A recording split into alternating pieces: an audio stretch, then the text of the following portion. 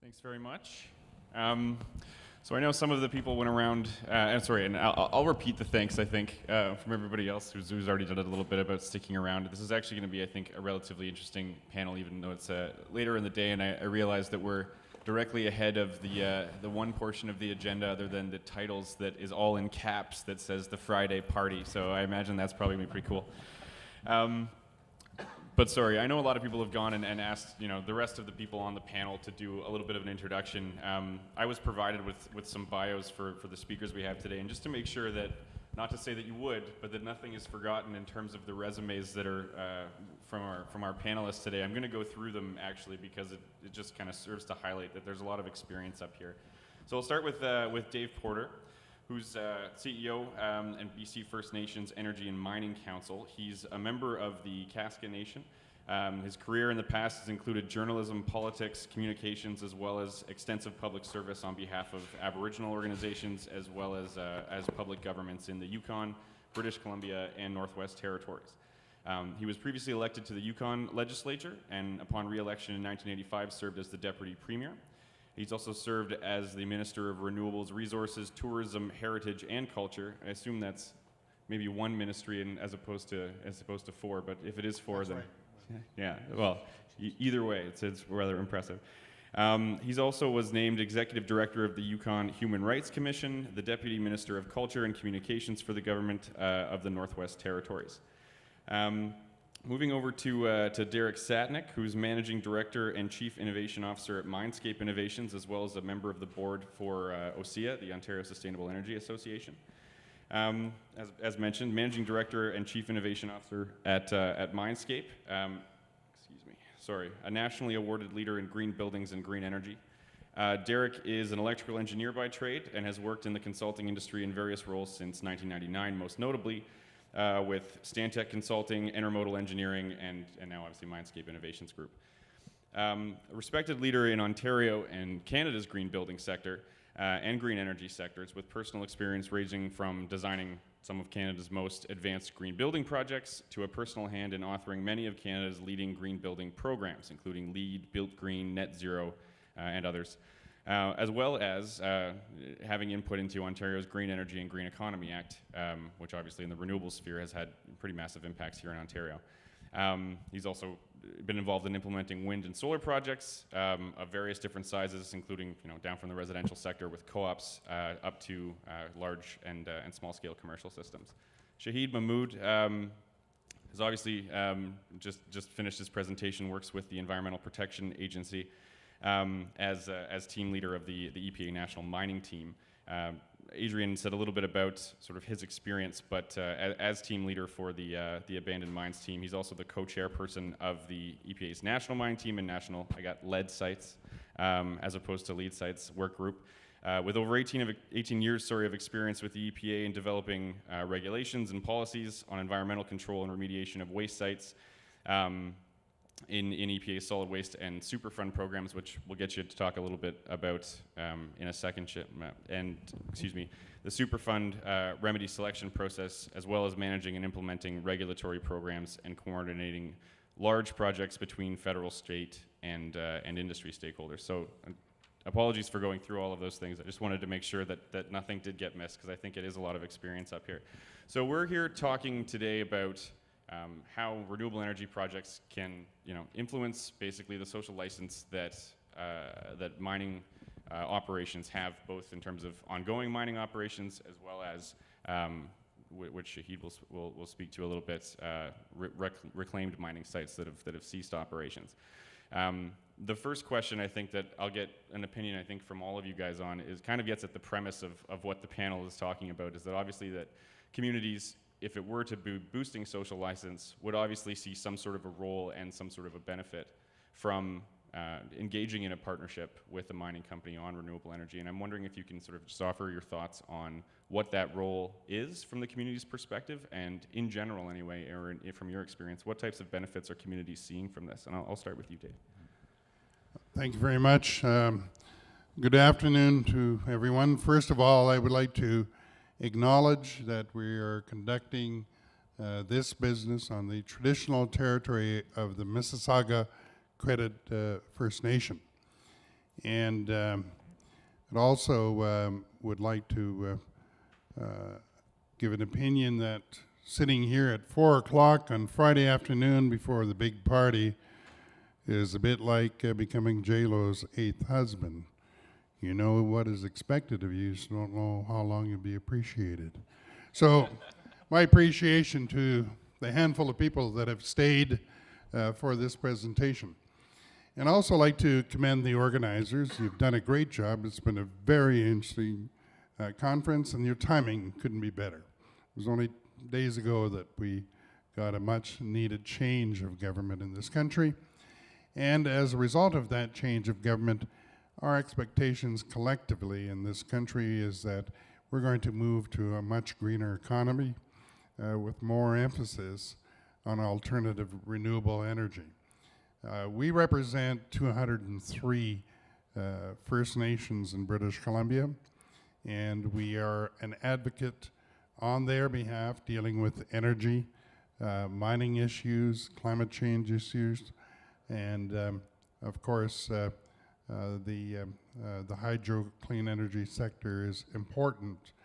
Our communities in British Columbia have embraced clean energy. We are very much a part of Clean Energy BC, and Clean Energy BC is the industry advocate for clean energy production in British Columbia. We were also very influential in the shaping of the Clean Energy Act of British Columbia. The minister in his presentation yesterday did, I thought, a good job of summarizing generally what is happening, but I think he omitted a very significant element of the Clean Energy Act. We pushed the government to establish an economic fund to encourage more investment and participation by First Nations in the clean energy sector. As a result of our representation, the Act in British Columbia has established a fund. The initial capitalization of that fund was fairly insignificant, but the fact that the fund is entombed in the Act or in place in the Act gives us something to build on. And as well, under the regulations pursuant to the fund, we share with British Columbia the First Nation affected by the project would receive 50% of all the revenue that would come from the water rentals or water licenses, and as well the onshore leases that would come with the project. That First Nation then takes 75% of those proceeds, and the remaining 25% goes into a collective fund for other First Nations who may want to engage in clean energy. As a result of that fund, and as a result of the First Nations involvement, we have a member on the board of directors of Clean Energy BC. Many of our communities are members, including our association. First Nations have invested heavily in alternative energy in British Columbia. There are instances where First Nations, like the Taku River Tlingit, own outright a run-of-the-river project. Many of the proponents of IPPs have also negotiated revenue sharing arrangements with First Nations, and we have a community in Vancouver Island, Souk, and it was the first and only community, to my knowledge. The entire community has been paneled, and they are, you never thought that the rainforest would produce enough solar energy, but they, in this instance, meet all of their domestic and needs, and they also are able to put back into the grid. And the wind farm industry in the Peace River area particularly has a significant First Nation investment. With respect to the question of whether or not First Nations are interested in partnering with mining companies to look at displacing the dirty diesels that are largely the energy source? Yes, we are. And there are active negotiations that are going on. One of my communities is engaged with a fairly large proposed mine, and they are looking at powering the mine completely with natural gas, including the trucks. And we're talking up to 300 trucks. And as well, the mining company is interested in developing the natural gas plant and the business model with the First Nations community. In another instance, on a silver project, there is an IPP that's being investigated to be able to provide the necessary power for that silver mine. So if mining companies are prepared to engage in discussions with our communities, the response is that we're more than willing to enter into those discussions. And there needs to be a realization that in much of British Columbia, you're not talking about treated lands. The First Nations in British Columbia, with the exception of Treaty 8 in the Northeast, continue to hold title to the lands and resources in the province. And that was brought home very clearly about a year ago when the Tsilhqot'in people of the Caribou region managed to successfully litigate at our Supreme Court the question of land ownership. And our Supreme Court, in a unanimous decision, agreed that the Tsilhqot'in had title, continue to have title to 40% of their land base. So that changes the dynamics. I mean, if you think that you can just simply go and talk to industry or government, then you would be ill-advised to do that. And your failure to recognize the First Nations will put your project in jeopardy. And so, but as I say, First Nations are committed and are interested and are open for business. Thanks very much. Derek, I'll turn to you now to following up on the same question, but I guess maybe if you can add in a little, I think that was an excellent perspective, especially when involved with projects that involve First Nations. Can you speak a little bit with especially tying in, the work that you've done with OSEA, with the GEA, maybe about how community engagement is even done, for renewable energy projects, even to the exclusion of mines, but then sort of tying in, how that lessons can be learned from those processes. We saw a lot of stuff, obviously, with wind development in Southern Ontario that had, I think, lessons learned would be a nice way of putting it. But, and tying that in. Yeah, very gentle way to express that. Yeah, Ontario Sustainable Energy Association, excuse my voice, by the way, I'm recovering from a cold, but the Ontario Sustainable Energy Association's focus obviously is Ontario. And I would suggest that most of our culture, most of our heritage, we've inherited from the First Nations present in Ontario. We've tried to learn from, there's healthy debate around how do you define something like a community. And OSEA represents itself as the organization that supports community power and is built from members who associate with different types of community power. So we have to wrestle all the time with what is a community. So the First Nations have been a very big part of what we've become. And we're very grateful for that. I would have tried to acknowledge Mississauga, but you beat me to it, so thank you.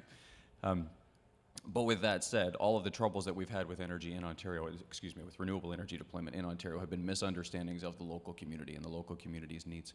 Among the membership within OSEA, we have a whole variety of different business models, which I think is rich. There's something healthy about the creativity represented in that. And one of the things that we try to do as an organization is share those business models and encourage creativity and get people talking locally. And sometimes it will be rather simple. There's a whole variety of skills as well. So some communities will have everything from young professionals to retirees who have different skills that are helpful for the purposes of a project. So they're very invested in getting their fingers into those projects and having an opinion on how it's delivered. Other places, people know nothing and don't want to know anything. So in one extreme, you'll have a local project proponent that cannot let their phone alone and that people are calling all the time wanting to get involved. The other extreme, you never hear from them until they try to get an approval and there's a public announcement and people are upset because they weren't included. So then equal things happen in the financial discussions. In one extreme, you'll have people that don't know anything and don't want to know anything. On the other extreme, they want to own the whole project and they don't want you to do anything. They just want you to tell them to go and do it for you. So usually what we see is some kind of combinations of discussions in between. And it's been interesting for us to watch how the co-op sector has emerged in different forms of co-op. The co-op doesn't mean co-op. They're all very different. But there's common tools among them. Financial tools are different. I mean, there's common tools among them, but they do have to be customized with each project in each different area. So what we found is that anything from sort of token gestures where you give a percentage of the project away to the local people just to get them to be happy that you're there, up to really sophisticated prospectus documents where you're inviting people to actually put risk capital into research and put up loans later or even bond investments in it, all kinds of different ways. The point is that the discussions need to happen. And of course, this is one of the lessons we learned from First Nations. When you talk early, make friends, have good paper, everyone knows what's going on, and there's no surprises, and everyone can benefit. And the benefits may be very modest, but the biggest benefit is just opening the discussion, having everyone present. And we've seen that go very well, and we've seen that go very badly. And of course, bad news is the news that people always hear. So the stories that come out of Southern Ontario are very diverse, very colorful, and generally bad. And these are the lessons that we wish we could have learned in advance. We can get into that later if people have questions, or we've got some other discussion to have. But the documents you see online only get into the very beginnings of it. But I would suggest that there are groups of people. The First Nations Energy Alliance and the Ontario Sustainable Energy Association have been right in the middle of this since the beginning. We've got lots of information to share about what went right and what went wrong and how we could have made this a better journey for everyone. Yeah, so we spend a lot of our time just trying to help people get along, if I could say it that way. Give them different tools to engage each other and do that constructively. Yeah, great, thank you. Shahid, maybe if you can sort of, obviously the same sort of base question, but when we're talking, a lot of the discussion this morning was specifically around, or not specifically, but touched on anyway, very remote communities when you're looking at that kind of thing. And obviously a lot of what the EPA is dealing with right now when we're talking about reclaimed mine sites are not remote per se. So if you can talk about, okay, well perhaps a lot of them are. Sorry, it's judging from some of the maps, it looked like it was probably relatively close to population centers. But maybe you can talk a little bit about, in the EPA's experience, especially when we're talking about reclaimed mine sites, what role for the community is there? What benefit are they pursuing versus getting? That sort of idea. Yeah, basically for the sites that are abandoned or inactive, I would say. In essence, reaching out, under our Superfund program, we have a requirement for having community input, whether it's tribal input, if it's on tribal lands, if it's on just private lands versus tribal lands versus state lands. We have a requirement to engage the community early and often and keep it clear and transparent to what we're doing. And then we have these charrettes with the community for visioning because, they're trying to figure out how the remedy that's going to be selected for the site to make it protective to human health and the environment, how does that jibe with if you're going to do some projects like renewable energy projects? So you need to educate them, you need to keep talking to them, but the biggest thing that you need is a champion, really somebody who can continue fueling that fire to keep this momentum going. And so I would say a vision with the community, a champion to support that vision to what that mine site is going to do when it grows up. In other words, what kind of renewable energy projects you may have and what benefits that they can accrue. And thirdly, it's just working with them early and often and being patient and persevere through the process because it's not going to happen. You need that time dimension. I mean, most people forget that you go in like one meeting or two. It's not going to happen that way. You need to continue having these discussions early and often and throughout the process, and eventually, hopefully, that this bears some fruit, and then that's what can happen. So for Cuesta in New Mexico, it was early and often engagement that led to this project. Other sites we're trying, and we've done studies on which haven't progressed as much, have been at the Mission Mine and at the Eho Mine, which is, Mission Mine is actually on the Tohono O'odham Nation, so we've supported them to do the feasibility study, but then they have the tribal council that needs to deliberate on that, so we're take a backseat until they decide where to go forward on that. That's a site in Arizona.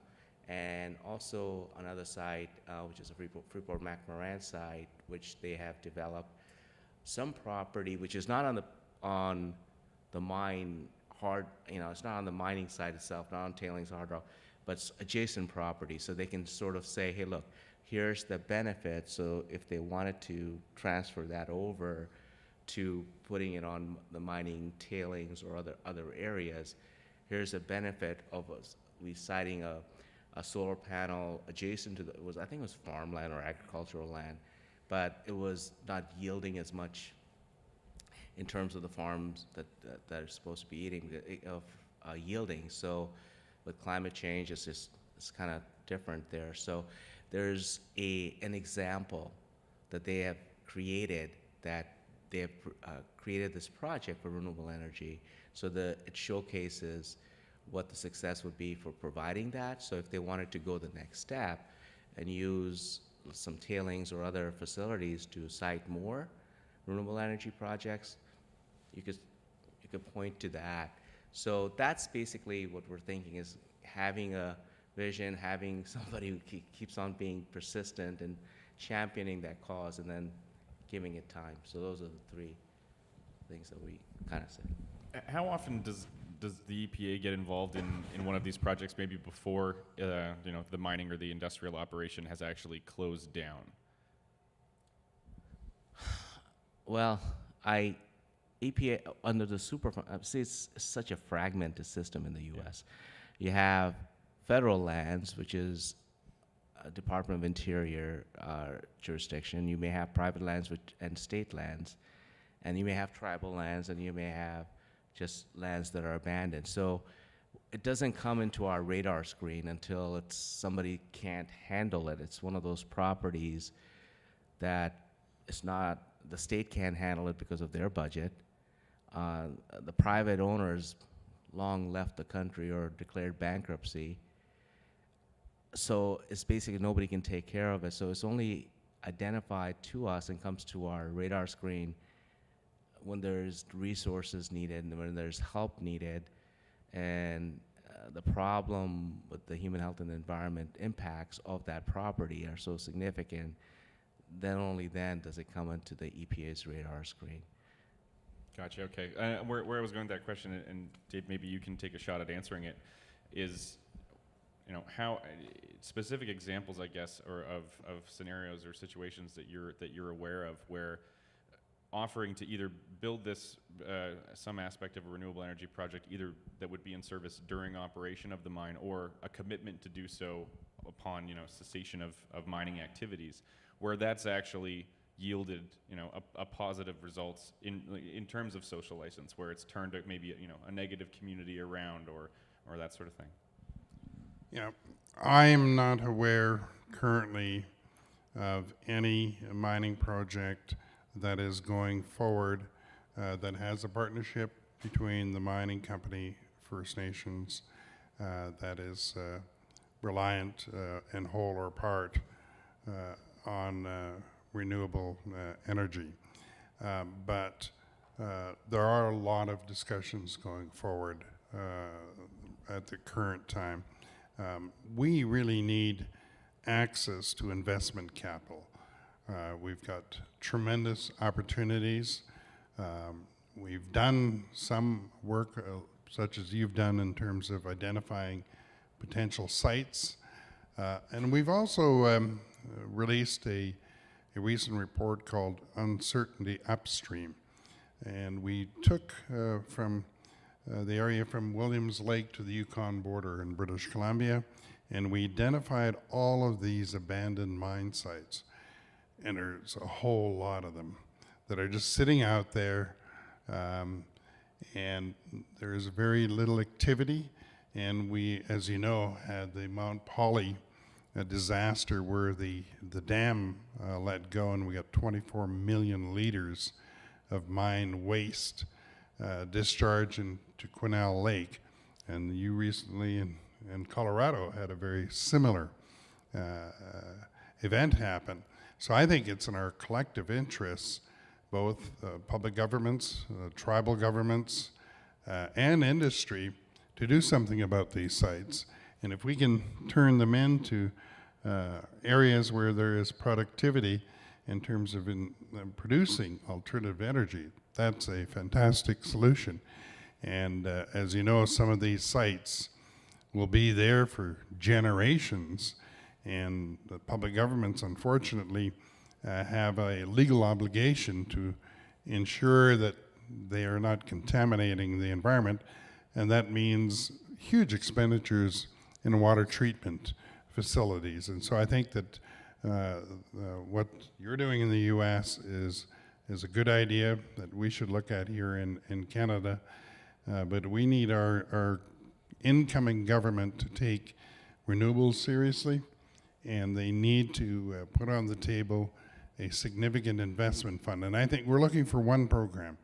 Right now, as it is, there's little pockets of funding opportunities that you have to chase down. We'd like to see the new governments coming in, working with the provinces, establish a fund for clean energy that would take you from pre-feasibility to construction. That's a good point. And I'll turn to you to a second, Derek. But part of what we heard this morning, obviously, was that there's a lot of financial hurdles. There's a lot of economic hurdles for a mining company itself to take on renewable energy as a piece of its generation picture when it's talking about how it's going to power its operations. One way to sort of avoid some of those challenges is government support in some way, shape, or form. On the renewable energy project side, I don't know. I won't speak to the pieces on the mining side because I'm not as familiar with those. But there's obviously, under the Green Energy and Economy Act, there was a lot of stuff that came in. You went through 4 or 5 slides of various aspects that the EPA has, or different programs or tools that are available that can sort of help people in project development. But what would you say would be, what the government could do, whether that's federal, provincial, or what have you, in order to better set up communities in order to take advantage of those opportunities? What would the communities be needing from the government in order to sort of take away part of those challenges that for example, the mining companies would be experiencing when they're looking at the costs of doing these things? Yeah, just to some extent, anyone who undertakes an energy project is going to be lumped in the same box, and whatever your primary business practice is becomes somewhat irrelevant when you're talking about adding an energy practice to your existing practice. So you end up being in the same box that we've been living in anyway.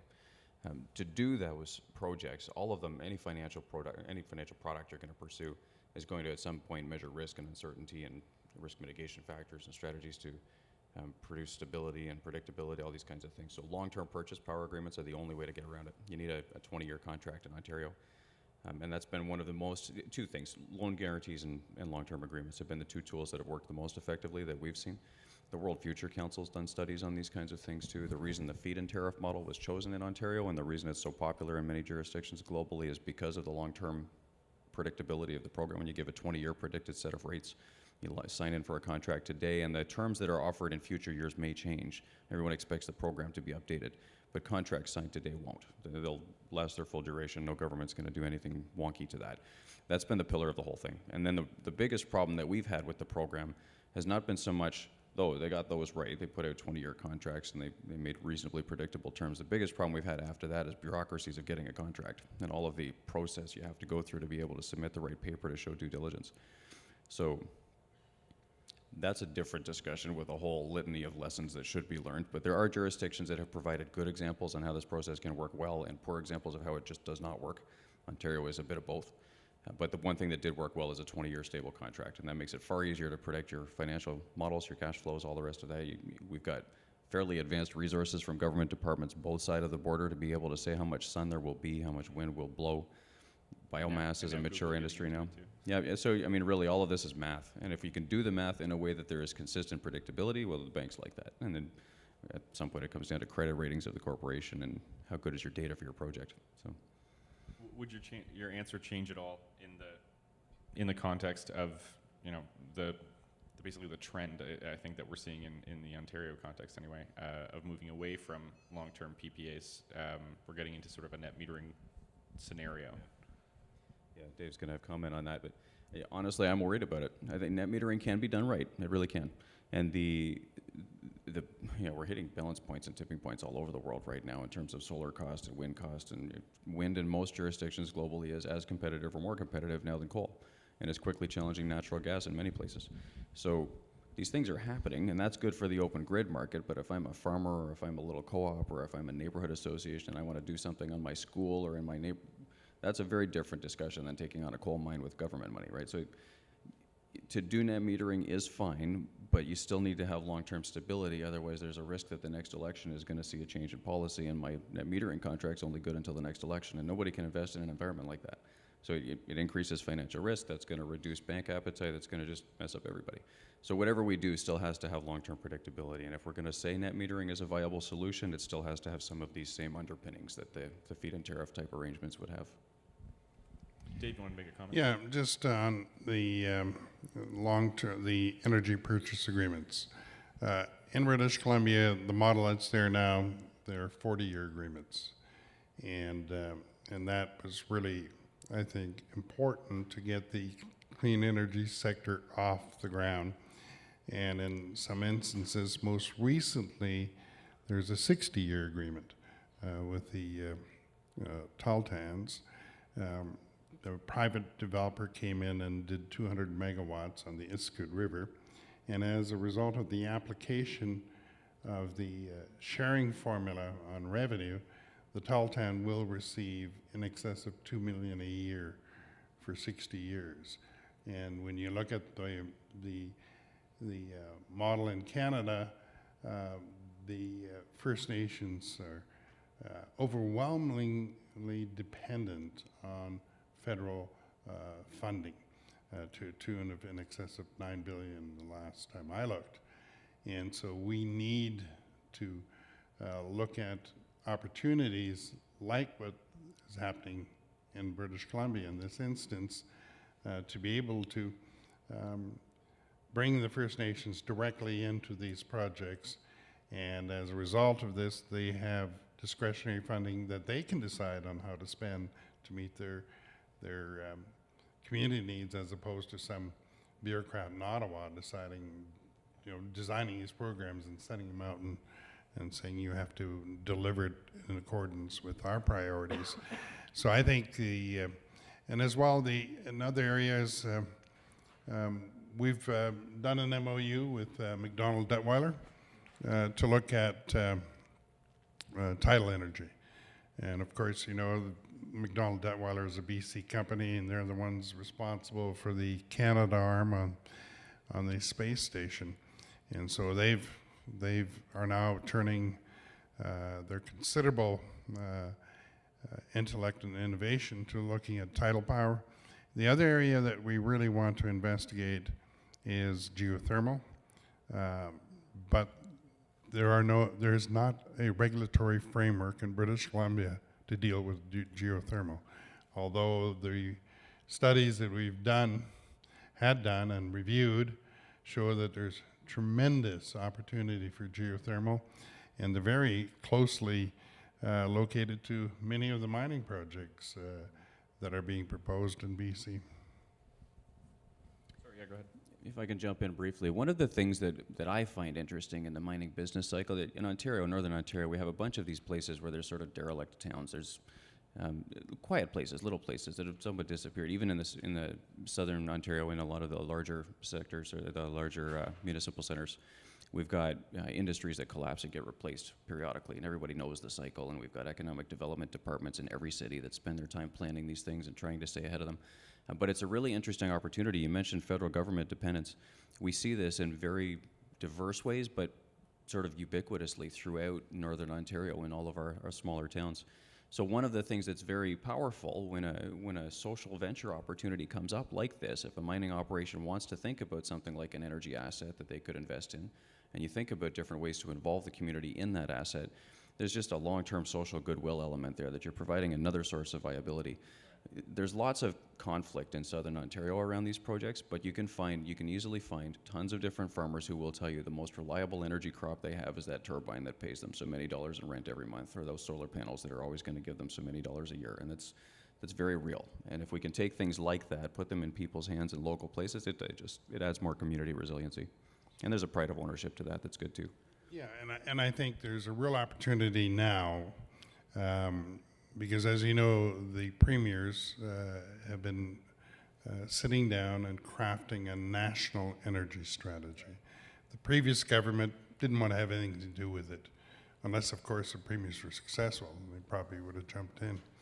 But right now, I think is a real opportunity for current government to work with the premiers on that national strategy and some of the ideas that we're talking about here that we collectively can bring to that forum some ideas as to how we can build a better relationship between the resource sector in Canada, communities, First Nations, local governments, to really put some boost into the clean energy sector in this country. I think the opportunity is there right now if people are able to get the feds talking to the premiers.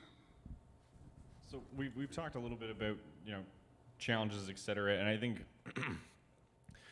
it's impossible to make the argument that this type of a partnership is going to make sense in every single case. You know, having a strategy that targets those things, having the ability for governments to work together, form partnerships with these guys, provide funding, support those types of things, that's all very good and it's helpful. But you're never going to have, you know, every single mining operation is never going to say, yes, a renewable energy project makes sense in every single case. So maybe if I could get your guys' thoughts on, you know, what parameters go into having it make sense from the community's perspective. So, you know, more so not what type of mine is it, but more so what type of community, if you happen to be around it, would help the adding a renewable energy project to the mining operations make sense. And I'll start over here if I can with you. Yeah, actually, we reached out to the mining sector about a few years back, and you know, you guys have done a much better job in getting the renewable energy projects going on this mining sector. But we reached out. I mean, we went to the National Mining Association and Northwest Mining Association, challenged them and said, you know, basically, the mining sector's image, it's not the highest, right? So said, well, this is a way to greenwash yourself. You know, if you start thinking renewable energy to power your operations, because in the U.S., this is an old statistic, because the mining companies, or the mining operations suck up 10% of the electricity that's generated in the U.S. Well, maybe it's not 8%, but whatever. So if you could sort of reduce your, you know, your consumption from there and offset it with putting renewable energy projects up, that may be an image enhancer, number one. Number two is when you're engaging with the community, and you could say that you're thinking towards the tail end when the life cycle of the mine, maybe 20 years, whatever, ends, that you will be working with it and you have a project in mind. Maybe your tailings in 15 years may be able to accommodate some sort of a solar or a wind project, and that be given as a gift. Because, you know, I mean, this is just, you know, talking like a bureaucratic guy I am, to offer that up as an enticement to say, hey, look, there's going to be a land use and there's going to be potential revenues and potential jobs associated, not as many as mining jobs, but maybe, and that was a challenge that laid out, but, you know, Sarco and Rio and Phelps Dodge picked up on it, and they've done some, you know, adjacent to mine renewable energy projects. So it's trying to get that image, trying to get, you know, some, I guess some good value that you can give to the community, and to say that, you know, this is, you know, it's not going to be just like we're just going to leave and uproot and go. There's some sort of a project that's going to be left behind for you, that a land use that's more different than a bunch of Bambis running around or whatever. You know, it's just basically an opportunity and another thing for the community to weigh in on and support that project. Dave? Yeah, I think that industry would be advised to reach out to our communities. One of the problems our federal government has had on the climate file is that they couldn't accept any targets. Well, we heard from Teck today, you know, they've set targets, and they're well on their way to achieving them. So I think a lot of the innovation and leadership can come from industry. And so industry has to be encouraged. And then there's a political reality in British Columbia. You won't, if you have a project and you don't bring the Aboriginal community inside, you'll never see that project come to fruition. And it's not a statement of threat. It is a statement of fact. Clearly, the courts have agreed we continue to have title, and if we are not involved in a significant project, then it's not going to happen. I mean, Northern Gateway is not going to happen. I mean, even Trudeau came to that conclusion and said he's not going to support it. We've got, I think, a half a dozen lawsuits on that particular project. And so I think, though, that with good, sound environmental policy at the center, that a lot of this can change. The last government took the attitude, well, all we have to do is take all of these laws and regulations and chop them up and redesign them to make it more efficient and for the industry to get quicker permits. It had the reverse effect. It galvanized people, made people very angry, and so none of these projects were received any real significant support. And so I think with some reasonable changes to the battery of environmental laws that were impacted and involving the public to establish more favorable, acceptable laws, I think government and industry at the end of the day are going to benefit. We're going to see it's over $650 billion worth of projects in the queue, just sitting there not moving in this country. And so I think by cooperation and working together and trying to set common objectives, that a lot of those projects can become reality. Derek? I'll concisely add too, when we talked about different types of projects and their applicability and what fits where, all these kinds of thoughts, it can be intensely simpler than a lot of people make it out to be. We do a lot of, in my day practice, we do a lot of feasibility consulting. There's sort of two rules that we like to play with. One is 1%. When people get excited about whatever their napkin math idea was and they've found some new technology they think is exciting, do some quick napkin math, figure out how much money it's going to cost you, be prepared to spend at least 1%, making sure you're spending the rest well. Quickies, I mean, just always start there. But then at the same time, always start with talking with the local people, understanding what their needs are. And those needs often create synergies for these projects. So if you're trying to dump waste heat out of a mine and you have a local hospital, that's a great place to dump heat. I mean, these kinds of discussions can happen. Universities will have heating plants. Everybody needs two sources of energy. We all need power and heat. How much of it we need depends on what we're going to do with it. That varies widely with different types of building stock. So what do you have? You look around the community, ask the local leaders for their ideas. And it doesn't usually take very much effort to come to a pretty good idea of, well, in this case, geothermal makes a lot of sense. In this case, it really doesn't. In this case, we need a lot of power. In this case, not so much. These discussions are very organic, and just letting them be organic is very life-giving. Yeah, it's a good point. I think coming from where I come from right now, I generally tend to dip immediately into the, it's going to be a wind or a solar project kind of a thing. But absolutely, right? Depending on what the conditions of the community you're going into, maybe biomass, geothermal, because that provides these other sources of energy can be way more beneficial and increase that. Let's actually, I'm sorry. No, that's okay. Yeah. Is it enough? But, yeah. I think she went, well, okay. Can you join me? Oh, in I'm sorry. They were trying to, I thought your mic was dead too. Well done. Okay, guys. I'll pass over yeah, then. I'm afraid we're out of time. Thanks very Thank much, you guys. very much. You got us there. That was great.